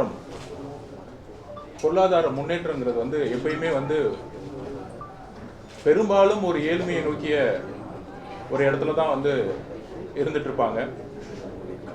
சமூக நீதி அடிப்படையில் கல்விகளை உயர்கல்வி இல்லை நம்ம உருவாக்கினாலும் சர்ச்சார் குழுவுடைய அறிக்கைப்படியே இந்திய சராசரி கல்வியை விட இஸ்லாமிய சகோதரர்களுடைய கல்வி வந்து ரொம்ப குறைஞ்சிருக்குங்கிறது அப்பயே வெளிப்படுத்தினாங்க. அதுக்கப்புறம் பல்வேறு திட்டங்கள் வந்து ஒன்றிய அரசால் கொண்டு வரப்பட்டாலும் அதுக்கப்புறம் வகுப்பு சட்டங்கள் வந்து திருத்தப்பட்டு இப்போ கொண்டு வந்த ஒன்றிய அரசால் கொண்டு வந்த வகுப்பு சட்டம் இஸ்லாமிய மக்களுடைய வகுப்பு சொத்துக்கள் பாதிப்புக்கு உள்ளாகும் வகையில் இருப்பதாலும் எதிர்காலத்தில் சிறுபான்மை மக்களுக்கு பாதிப்பு வரக்கூடாது என்கின்ற நோக்கத்திலும் மற்றும் அரசியலமைப்பின் அடிப்படை ஃபண்டமெண்டல் ரைட்ஸ் திருத்தங்கள் கொண்டு வர முடியாது. எப்பயுமே அப்படி ஒரு ஸ்பெஷல் ஆக்டா வந்து மைனாரிட்டிஸுக்கு இருக்கும் பொழுது அதில் அமெண்ட்மெண்ட் கொண்டு வரும் பொழுது அந்த அமெண்ட்மெண்ட் அரசியலமைப்பிற்கு பாதுகாப்பு இல்லாத ஒரு சூழ்நிலை உருவாகும் பொழுது தமிழக வெற்றி கழகம் தலைவர் விஜய் அவர்களுடைய வழிகாட்டுதலுடன் உடனடியாக உச்சநீதிமன்றத்தில் மதிப்பிற்குரிய சீனியர் கவுன்சில் சிங்வி அவர்களுடைய தலைமையில் 15 மேற்பட்ட வழக்கறிஞர்கள் கொண்ட குழுவோட அபிஷேக் மனு சிங்வி அவர்கள் முதல் ஆர்குமெண்ட்லேயே தரமான ஒரு பதிவை செய்தார். அந்த பதிவின் அடிப்படையில் ஒன்றிய அரசு கேட்டுக்கொண்டதின் அடிப்படையில் அட்மினிஸ்ட்ரேட்டிவ் ஆபீசர்ஸ் நியமிப்பதிலும் சொத்துக்கள் ஸ்டேட்டஸ்கோ வகுப்பாட்டியோட சொத்துக்கள் ஸ்டேட்டஸ்கோ மெயின்டைன் பண்ணப்படும் அப்படி என்ற உறுதியுடன் நம்ம வந்து ஃபர்ஸ்ட் ஹியரிங்ல ஒரு வெற்றின்னு சொல்ல முடியாது,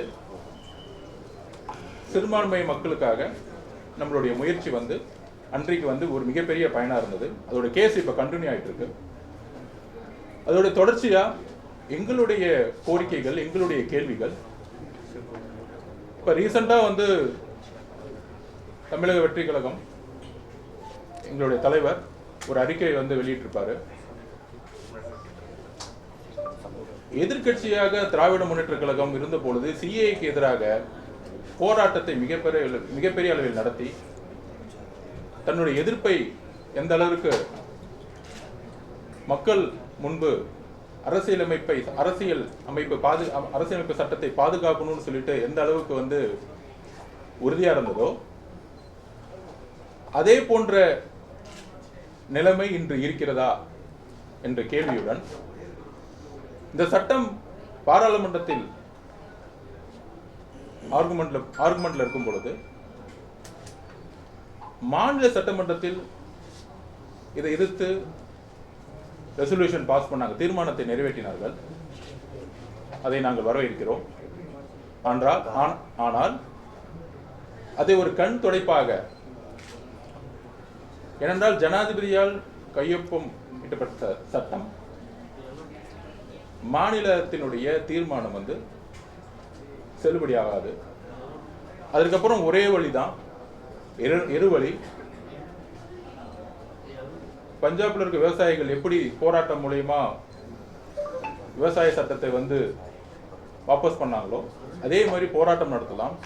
இல்லைன்னா உச்ச நீதிமன்றத்தை நம்ம வந்து அணுகலாம். அப்படிதான் தமிழக வெற்றி கழகம் உச்ச நீதிமன்றத்தை அணுகி திரு அபிஷேக் மனு சிங்வி அவர்களை நியமித்து இன்றைக்கு வரைக்கும், இன்னைக்கு கேஸ் நடந்துட்டு இருக்கு, இன்றைக்கு வரைக்கும் உறுதியுடன் போராடிக்கிட்டு இருக்கோம். ஆனால் எங்களுடைய தலைவருடைய இப்ப வந்த அறிக்கைப்படி அதுல ஒரு குறிப்பிட்டிருப்பாரு, சிஏஏ உடைய எதிர்ப்புல கேரள அரசு அன்று வந்து உச்ச நீதிமன்றத்தில் வந்து கேஸ் தாக்கல் பண்ணியிருப்பாங்க, அரசியலமைப்பு பாதுகாக்கணும்னு சொல்லிட்டு ஒன்றிய அரசுக்கு எதிராக ஒரு மாநில அரசு கேஸ் ஃபைல் பண்ணியிருப்பாங்க.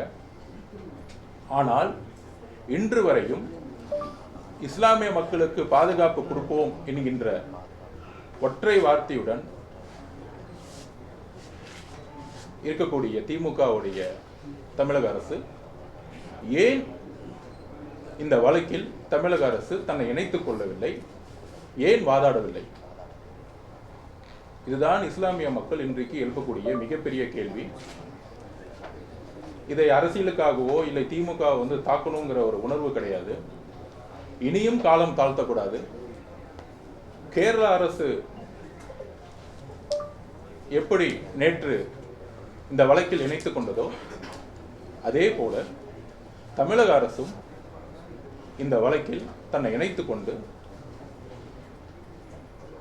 அரசியலமைப்பின் சிறந்து விளங்கக்கூடிய வழக்கறிஞர்களை நியமித்து சிறுபான்மை மக்களாக இருக்கக்கூடிய இஸ்லாமிய மக்களுடைய வகுப்பு சொத்துக்களை பாதுகாக்கவும், அரசியலமைப்பின் அடிப்படை உரிமைகளை, சிறுபான்மை மக்களுக்காக வரையறுக்கப்பட்ட அடிப்படை உரிமைகளை பாதுகாக்கவும் தமிழக அரசு உடனடியாக உச்ச நீதிமன்றத்தில் வக்ஃபுக்கு எதிரான இந்த வழக்கில் தன்னை இணைத்துக் கொண்டு உண்மையாக நேர்மையாக எதிர்க்கட்சியாக இருந்தபொழுது எப்படி சிஏக்கு எதிராக குரல் கொடுத்தார்களோ, மூர்க்கத்துடனும் ஆத்திரத்துடனும் குரல் கொடுத்தார்களோ, அதே போல நிலைமையை தமிழக அரசும் திமுகவும் ஏன் மற்ற அனைத்து கட்சிகளும் குரல் கொடுக்க வேண்டும். கூட்டணி கட்சியாக இருக்கக்கூடிய விடுதலை சிறுத்தைகள் கட்சியுடைய தலைவர் அண்ணன் திருமாவளவன் அண்ணனுக்கிட்டும் என்னுடைய வலியுறுத்தல் எங்களுக்கு, அவரும் இதில் போராட்டத்தில் இந்த ஜனநாயக கடமையில் தமிழக அரசு இந்த வழக்கை வகுப்பு சட்டத்துக்காக தொடர வேண்டும் என்ற குரலை கொடுக்க வேண்டும் இஸ்லாமிய மக்களுக்காக. கம்யூனிஸ்ட் தோழர்களும் கேரள அரசு எப்படி, கேரளத்தில் ஆளக்கூடிய கம்யூனிஸ்ட் அரசும் முதல்வர் பினராயி விஜயன் அவர்களும் எப்படி ஒரு முடிவை எடுத்து இஸ்லாமிய மக்களுக்காகவும் அரசியலமைப்பை பாதுகாக்கவும் உறுதியுடன் நிற்கிறாரோ, அதே போல தமிழக முதல்வராக இருக்கக்கூடிய மாண்புமிகு ஸ்டாலின் அவர்களுக்கு அனைத்து கட்சிகளும் கோரிக்கை கொடுக்க வேண்டும். இது சம்பந்தமாக அனைத்து கட்சி கூட்டத்தையும் தமிழக அரசு கூட்ட வேண்டும். அதில் நாம் எந்த அளவுக்கு ஒருமைப்பட்டிருக்கிறோம் இந்த அரசியலமைப்புக்கு எதிரான ஒரு சட்டத்திற்காக என்கின்ற உணர்வுடன் தோழர் ஜவஹர்லா அண்ணன் அவர்களும் எஸ்டிபிஐ கட்சி சார்ந்தவர்களும் தமிழக அரசுக்கு கோரிக்கையை இஸ்லாமிய மக்கள் சார்பாக தமிழக வெற்றி கழகம் கேட்டுக்கொள்கிறது. இந்த வக்ஃப் அரசு வந்து இரட்டை வேடம் போடுகிறது அப்படின்னு நீங்க சொல்ல வரீங்களா சார்? இந்த வக்ஃப் விவகாரத்துல வக்ஃப் விவகாரத்துல அப்போ தமிழக அரசு இரட்டை வேடம் போடுகிறது அப்படின்னு நீங்க சொல்ல வரீங்களா? ஏன்னா தீர்மானம் நிறைவேற்றிட்டாங்க, அது வந்து ஒரு பொருட்டே இல்லை அப்படின்னு சொல்லிட்டு சொல்றீங்க. அப்போ இந்த விவகாரத்துல இரட்டை வேடம் தான் போடுகிறாருன்னு நீங்க சொல்றீங்களா? இல்ல, அதாவது இந்த சந்திப்பின் மூலம் வந்து ஒரு அரசியலையோ இல்ல வந்து ஒரு தாக்குதல் அரசியலையோ தொடர வந்து நாங்க விரும்பல. ஏன்னா சிறுபான்மை மக்களுடைய ஏழ்மை, அதாவது நம்ம சொன்ன மாதிரி இந்த நாட்டில் வந்து தலித் மக்கள், இஸ்லாமிய தோழர்கள், சிறுபான்மை மக்கள் மற்றும் பெண்களுக்கு வந்து சொத்துரிமை பெருசா வந்து சொத்துக்களோ தொழில்களோ பொருளாதார முன்னேற்றமோ இல்லாத ஒரு ஒரு சுச்சுவேஷனில் எப்பயுமே ஒரு ஏற்றத்தாழ்வு ஜாதியின் அடிப்படையிலையும் மதத்தின் அடிப்படையிலையும் ஒரு ஏற்றத்தாழ்வான சமூகத்தை உருவாக்குனதுனால இந்த 3 பேருமே எப்பயுமே பொருளாதாரத்தில் வந்து நம்ம வந்து ரொம்ப பின்தங்கி இருப்பாங்க. அப்போ இந்த இஸ்லாமிய மக்களுக்கான சொத்துக்கள் எங்கே இருக்குன்னு அப்படின்னா வக்ஃப் மூலியமாக இருக்கக்கூடிய மசூதிகள், அது தொடர்ந்து இருக்கக்கூடிய லேண்ட் பேங்க்னு சொல்லக்கூடிய நிலம். ஒரு முஸ்லீமுக்கு தனிப்பட்ட முறையில் 10 ஏக்கரோ 100 ஏக்கரோ 200 ஏக்கரோ எங்கேயுமே நீங்கள் பார்க்க முடியாது. ஒரு முஸ்லீம் வந்து ஒரு 1000 ஏக்கர் வச்சு வந்து விவசாயம் பண்ணுறாங்க, இல்லை ஒரு பெரிய தொழில் இருக்கிறாங்க அப்படின்னு கிடையாது. இத்தனை காலம் வரைக்கும் முஸ்லீம்களுக்கு பாதுகாப்பு கொடுப்போம் என்கின்ற அடைமொழியை தூக்கி எறிந்துவிட்டு முஸ்லீம்கள், இஸ்லாமியர்கள், சிறுபான்மை மக்களும் பொருளாதார ரீதியாக முன்னேறத்துக்கான ஸ்கீம்ஸை திட்டங்களை கொண்டு வரணும். அதுக்காக பட்ஜெட்டில் என்னென்னலாம் திட்டங்கள் வந்து வரைமுறை கொண்டு வரோம். நம்ம இப்போ பார்த்தீங்கன்னா அமெரிக்காவில் பார்த்தீங்கன்னா ஒரு சிந்திக்கக்கூடியவர்கள் வந்து மிகப்பெரிய தொழிலதிபர்களாக இருப்பாங்க. ஆனால் இங்கே வந்து சிந்திக்கிறவர்கள் யாருன்னு முதல்ல பார்க்கக்கூடிய ஒரு சமூகம் தான் இன்றைக்கும் இருந்துக்கிட்டே இருக்குது. ஸோ அதனால் இதில் வந்து ஒரு அரசையோ ஒரு கட்சியோ தாக்கக்கூடிய ஒரு இடத்துல வந்து தமிழக வெற்றி கழகம் கிடையாது. எங்களுடைய குறிக்கோள் தமிழக வெற்றி கழகம், எங்களுடைய தலைவர் உண்மையாக இந்த இஸ்லாமிய மக்களுடைய வகுப்புகளோட சொத்துக்களை பாதுகாக்கணும்னு சொல்லிட்டு வந்து நம்ம வந்து வழக்கு தொடர்ந்தோம். கேரள அரசு நேற்று வழக்கு தொடர்ந்திருக்கு. அதை முன்மாதிரியாக கொண்டு எல்லா கட்சிகளும் இணைந்து நம்ம வந்து இதுக்கு வந்து குரல் கொடுக்கணும். இது வந்து ரொம்ப பாசிட்டிவாக வந்து நம்ம வந்து இதை அணுகணுமே தவிர இதை வந்து ஒரு ஓட் பேங்காவோ இல்லை வந்து இஸ்லாமிய மக்களுக்கு வந்து ஓட்டு வந்து மாறணும் அப்படிங்கிற கான்செப்ட்லாம் வந்து எங்களுக்கு கிடையாது. ஸோ இதில் வந்து ஒரு உண்மை இருக்குது. கேரளா எப்படி பினராயி விஜயன் சார் முதலமைச்சர் முடிவு பண்ணாரோ அதே மாதிரி மாண்புமிகு முதலமைச்சர் கூடிய விரைவில் முடிவு பண்ணுவாருங்கிற நம்பிக்கை எங்களுக்கு. எங்களுடைய கோரிக்கையை ஒரு எதிர்கட்சியிலிருந்து நாங்கள் வந்து திமுக வந்து கட்சி சார்பாக வந்து தாக்கல் பண்ணியிருக்காங்க. இப்போ வந்து அரசு சார்பாக பண்ண போகும்போது என்ன விதமான மாற்றங்கள் ஏற்படும் நீங்க நினைக்கிறீங்க? அதாவது ஒரு தனி மனிதன் இந்த கேஸ் வந்து ஒரு அரசியல் அமைப்பு சம்பந்தப்பட்டது, ஒரு கான்ஸ்டிடியூஷனுடைய அமெண்ட்மெண்ட். அப்போ ஒரு தனி மனிதன் வந்து இந்த வழக்கில் இணைத்துக் கொள்வதற்கும் ஒரு கட்சிகள் இணைத்துக் கொள்வதற்கும் சில பேர் எம்பியா வந்து இணைச்சிருக்காங்க. இதோட ஒரு அரசு வந்து தன்னை இணைத்து எங்ககிட்ட இவ்வளவு வகுப்பு சொத்துக்கள் இருக்கு, இந்த சட்டம் வந்தா என்னென்ன பிரச்சனைகள் வரும் அப்படின்னு வந்து ஒரு மாநில அரசு எடுத்துரைக்கும் பொழுது உச்சநீதிமன்றம் வந்து ரொம்ப செவிமடுத்து காமிக்கும். இப்போ ஒரு கட்சின்னா அரசியல் இருக்குமா அப்படின்னு ஒரு தாட் வந்து ஜுடிஷியல் சிஸ்டத்துல இருக்கும். ஆனா நம்ம வந்து ஒரு அரசா பதிவு பண்ணும் பொழுது 8 கோடி மக்களுடைய பிரதிநிதியா ஒரு அரசு இருக்கும் பொழுது அரசு வந்து இந்த சட்டத்திற்கு எதிராக தன்னை இணைத்துக் கொள்ளும் பொழுது, அதான் சொன்னேன், கேரளா ஒரு முன்னுதாரணமா இன்னைக்கு வந்து விளங்குது. அதை இணைத்துக் கொள்ளும் பொழுது ஒரு பாசிட்டிவான ஒரு ரிப்போர்ட் வருங்கிறது. ஏன்னா முதல் நாள் எதிர்பார்க்கல யாருமே வந்து அந்த 2 செக்ஷன்ஸை வந்து நிப்பாட்டுவாங்கன்னு யாருமே எதிர்பார்க்கல. அந்த 2 செக்ஷன் தான் அடிப்படை. அந்த அடிப்படையை வச்சு தான் வந்து இந்த சட்டமே வந்து இருக்கு. அந்த 2 செக்ஷனை நிப்பாட்டி வச்சிருக்காங்க. அதோடு சேர்ந்து வந்து அந்த முஸ்லீம்ஸா இருக்கணும்னா பிராக்டிஸ் வந்து பண்ணணும் அப்படிங்கிற சிஸ்டத்தை வந்து உடைக்கணுங்கிறதுக்காக இதெல்லாம் சேர்ந்து தமிழக அரசு வந்து ஒரு கேஸ் ஃபைல் பண்ணி நிறைய பேர் இருக்காங்க. அண்ணன் வில்சன் அண்ணன் இருக்கிறாங்க, இளங்கோ அண்ணன் இருக்கிறாங்க. ஸோ இமீடியட்டாக வந்து முதலமைச்சர் வந்து கன்சல்ட் பண்ணி இது வந்து அரசியலுக்கு அப்பாற்பட்டு தேர்தலுக்கு அப்பாற்பட்டு, அதனால தான் சொன்னேன், அண்ணன் திருமாவளவன் கம்யூனிஸ்டோடைய தலைவர்கள் எல்லாரும் சேர்ந்து இந்த வழக்கை தமிழகத்திலிருந்து நம்ம வந்து தமிழக அரசு வந்து இந்த கேஸை இணைத்துக் கொள்ளும் பொழுது இன்னும் ஒரு ஸ்ட்ராங்கான ஆர்குமெண்ட்டை கொடுக்க முடியுங்கிற நம்பிக்கை இருக்கு. ஏன்னா இது வந்து அரசியலமைப்போட சட்டம்ங்கிறது இருக்கிறதுனால நிறைய பேரால் போய் ஆர்குமெண்ட் பண்ண முடியாது. ஒரு 5-6 சீனியர்ஸ் தான் வந்து இன்னைக்கு பண்ண முடியும். பார்த்தீங்கன்னா கபில் சிபல் அவர்கள் பண்ணுறாங்க, சிங்வி அவர்கள் பண்ணுறாங்க. இன்னைக்கு அந்த மாதிரி வந்து குறிப்பிட்ட சில பேர் தான் வந்து பண்ண முடியும். கோர்ட்டே நிரம்பி இருக்கு. நான் போய் பர்சனலாக பார்த்தேன், கோர்ட்டே நிரம்பி இருக்கு. ஸோ இப்போ நம்ம வந்து தமிழக அரசு பண்ணும் பொழுது கண்டிப்பாக அவங்களுக்கு ஒரு வாய்ப்பு கிடைக்கும். கேரள அரசு வந்து வாய்ப்பு கிடைக்கும். இப்போ கூட முதலமைச்சர் வந்து இன்னைக்கு வந்து 8 மாநிலங்களுக்கு வந்து உச்சநீதிமன்றத்தில் மாநில சுயாட்சிக்காக வந்து ஒரு லெட்டர் எழுதியிருக்காரு. இதே மாதிரி ஒரு லெட்டர் எழுதியிருக்கலாம். ஆனால் மாண்புமிகு முதலமைச்சர் வந்து ஏன் அந்த மாதிரி லெட்டர் வந்து வகுப்பு சட்டத்துக்கு எதிராக வந்து எழுதலைங்கிறது எங்களுக்கு தெரியல. இல்லை, அதாவது ஏன் எழுதலைங்கிறது நீங்கள் அவர்கிட்ட உட்காந்து ஒரு ப்ரெஸ் கான்ஃபரன்ஸ் வச்சு நீங்கள் கேட்கணும். ஸோ அது திமுகவில் இருக்கக்கூடிய தலைவர்கள் வந்து சொல்லலாம். ஒருவேளை அது இன்னைக்கு வந்து காலம் தாழ்ந்திருந்தாலும் காலம் இன்னும் இருக்கு நமக்கு. ஆக்சுவலாக இமீடியட்டாக எப்படி நேற்று கேரளா கவர்மெண்ட் வந்து நேற்று ஃபைல் பண்ணாங்களோ நாளைக்கே வந்து ஃபைல் பண்ண முடியும். அந்த அளவுக்கு எக்ஸ்பர்ட்ஸ் வந்து டிஎம்கேல இருக்கிறாங்க, லீகல் விங்ல நிறைய பேர் இருக்காங்க. இது நம்மளுடைய கோரிக்கையா மக்கள் சார்பு நாங்கள் வைக்கிறோம். இந்த வழக்கு இன்னும் ஹியரிங்ல தான் இருக்குது. ஆனா இது இந்த வழக்கை வெற்றி பெற்ற மாதிரி தமிழக வெற்றி கழகம் வந்து ஒரு ப்ளைம் பண்ணிக்குதா? இல்ல, நான் ஆரம்பிச்சு சொன்னேன், வெற்றி பெறவில்லை.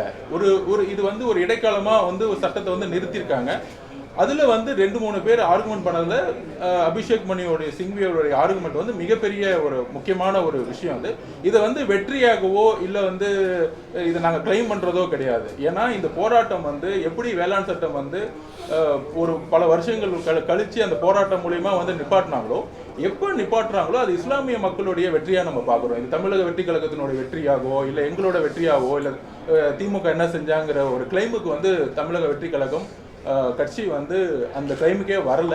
ஸோ அதனால தயவு செய்து இந்த போராட்டத்தில் எல்லோரும் பங்கு பெறணும், ரொம்ப உறுதியோட பங்கு பெறணுங்கிறது எங்களோட கோரிக்கை. தேசிய அளவில் காங்கிரஸ் வந்து வக்ஃபு வாரியத்துக்கு எதிரான நடவடிக்கைகள் எப்படி பார்க்குறீங்க?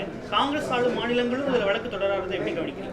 இல்லை, அதுதான் நான் சொல்கிறேன். இப்போ எப்படி வந்து முதலமைச்சர் வந்து 8 மாநிலங்களுக்கு வந்து நேற்று வந்து மாநில சுயாட்சிக்காக வந்து ஒரு கடிதத்தை எழுதினாரோ, தமிழகத்திலேருந்து அதை நம்ம ஆரம்பிக்கலாமே. தமிழகத்திலேருந்து ஆரம்பித்து இங்கிருந்து ஒரு ஒரு லெட்டர் ஆரம்பித்து தமிழக அரசு வந்து கேஸை ஃபைல் பண்ணி திமுக வந்து அதை ஃபைல் பண்ணணும்னு நம்ம நினைக்கிறோம்.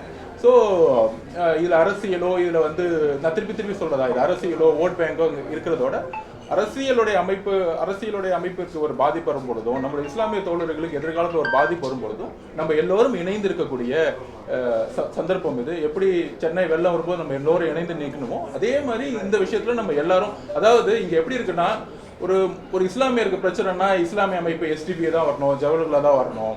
அது மாதிரி ஒரு தலித் மக்களுக்கு பிரச்சனைனா அப்படின்னா நேற்று வடகாடுல பிரச்சனையாச்சு. ஆனால் வந்து திருமாவளவன் தான் மட்டும்தான் குரல் கொடுக்குறாரு, மித்தவங்க யாருமே குரல் கொடுக்கல. ஸோ அப்போ வந்து இது வந்து ஒரு தலித்னா ஒரு தலித் தலைவர் தான் பேசணும், ஒரு இஸ்லாமிய மக்கள்னா ஒரு இஸ்லாமிய தலைவர் தான் பேசணுங்கிற மனித நேயத்தின் அடிப்படையில் எந்த மனிதருக்கும் எந்த ஒரு ஜாதியின் பாலோ மதத்தின் பெயராலோ ஒரு வேறுபாடு வரும் பொழுது நாம் எல்லோரும் குரல் கொடுக்கணும் தான் தமிழக வெற்றி கழகத்துடைய முக்கியமான. நாடாளுமன்றத்துல திமுக எம்பிகள் எல்லாருமே குரல் கொடுத்தாங்க, யாரும் குரல் கொடுக்காம இல்ல. அதாவது எங்க தலைவர் ஒண்ணே ஒன்று தான் எப்பயுமே சொல்லுவாரு, நம்ம ஆர்ப்பாட்டம் பண்றோம், 6 மணிக்கு வீட்டுக்கு கிளம்பிடுறோம். நம்ம வந்து மீடியா முன்னாடி வந்து நம்மளுடைய ஃபோக்கஸ் இருந்துட்டே இருக்கிற மாதிரி நம்ம எப்பயுமே இருக்கிற மாதிரி ஒரு ஆர்ப்பாட்டம் பண்ணிட்டே இருக்கலாம். ஆனால் என்ன சொல்யூஷன், என்ன தீர்வு என்னன்றது தான் இமிடியேட்டாக உச்ச நீதிமன்றத்தில் நாங்கள் வந்து கேஸை ஃபைல் பண்ணோம். கண்டிப்பாக அதை வரவேற்கிறோம். எல்லா பாராளுமன்ற உறுப்பினர்களும் எதிர்ப்பு தெரிவித்தாங்க. சட்டத்துக்கு முன்னாடி விடிய காலையில் 4 மணி வரைக்கும் ஆர்குமெண்ட் நடக்கும் போது அண்ணன் சிவா அண்ணா வந்து பேசிட்டு இருந்தாரு. இதெல்லாம் வந்து நாங்கள் வந்து திமுகவோடைய எதிர்க்கணும், இல்லை திமுகவுக்கு வந்து நாங்கள் வந்து இந்த விஷயத்துல வந்து கடுமையாக வந்து பதில் சொல்றோம் கூட, எல்லாரும் சேர்ந்து இதுக்கான சொல்யூஷன் என்னன்னா இந்த சட்டம் நிறுத்தி வைக்கப்படணும்னா உச்சநீதிமன்றம் தான் இன்னைக்கு இருக்கிற நமக்கு முன்னாடி இருக்கிற ஒரே வழி. அதன் அடிப்படையில் தமிழக அரசு இந்த கேஸ் ஃபைல் பண்ணும். வடகாடு விஷயத்துல நீங்க திரும்ப அவர்களை சொன்னீங்க, அவர் மட்டும் தான் குரல் கொடுத்திருக்காரு அப்படின்னு. ஆனா தமிழக வெற்றி கழகத்திலிருந்து யாருமே பேசலையே வடகாடு பத்தி. ஒரு குறைஞ்சபட்சம் ஒரு கள ஆய்வு பண்ணல, ஒரு அறிக்கை கூட வரலையே. அதாவது கள ஆய்வு பண்ணி எங்கிட்ட ரிப்போர்ட் வந்திருக்கு. எங்களுடைய பிரச்சாரம் அதான் சொன்னல, இதை வந்து ஒரு ஆர்ப்பாட்டம் பண்ணி 6 மணிக்கு நின்று முடிச்சுட்டு போறது தமிழக வெற்றி கழகம் கிடையாது. இதுக்கு நிரந்தர ஒரு தீர்வு கொடுக்கணும். அதாவது வடகாடு, அதாவது மதுரை ஹைகோர்ட், மதுரையோடைய உயர்நீதிமன்றம் தெளிவாக சொல்லியிருக்கு, ஒயிட் காலர் ஜாப் பண்ணி இந்த அரசுடைய அதிகாரிகள் இந்த மாதிரி சாதி ரீதியான பிரச்சனைகள் வரும்பொழுது சரியாக அந்த இடத்திற்கு அதிகாரிகள் சென்று பிரச்சனையை தீர்ப்பதற்கு இந்த அதிகாரிகள் வந்து தயாரா இல்லை அப்படின்னு உயர் நீதிமன்றம் வந்து பதிவு பண்ணியிருக்கு. இதுக்கு மேல வந்து இந்த அரசு வந்து எந்த அளவுக்கு செயல்படாம இருக்குங்கிறது சொல்லவே முடியாது. எல்லா விஷயத்திலையும் பாத்தீங்கன்னா, நீங்க பொதுவா பொள்ளாச்சி விஷயம் பாலியல் வன்கொடுமையில வந்து தீர்ப்பு கிடைச்ச பிறகு இது நாங்க தான் செஞ்சோம் அப்படின்னு வந்து ஒரு விளம்பர மாடல் அரசா அதுல வந்து ஸ்டிக்கர் ஒட்டிக்கிறாங்க. கேஸ் அனுப்பிச்சது தமிழக அரசு என்கொயரி பண்ண முடியல. அன்னைக்கு இருந்த எதிர்கட்சியா இருந்த திமுக போராடினாங்க, எல்லா கட்சிகளும் போராடினாங்க. அதன் அடிப்படையில் அன்னைக்கு தமிழக அரசு வந்து சிபிஐ என்கொயரிக்கு பண்ணாங்க. அதை உண்மையில பாராட்டணும். ஆனா சிபிஐ என்கொயரி பண்ணி சிபிஐ வந்து வழக்கை தாக்கல் பண்ணி சிபிஐ உடைய வழக்கறிஞர்களை ஆர்குமெண்ட் பண்ணி அதை வந்து வெளிக்கொண்டு இருக்க முடியும் பொழுது தமிழக